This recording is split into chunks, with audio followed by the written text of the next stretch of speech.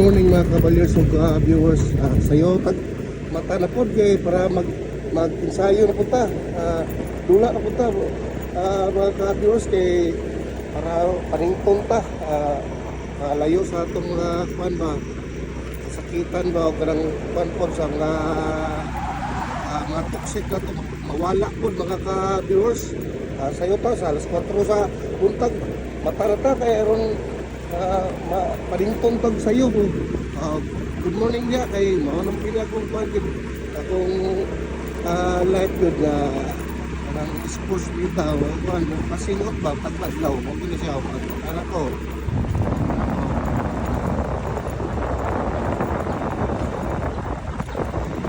Tulong na ko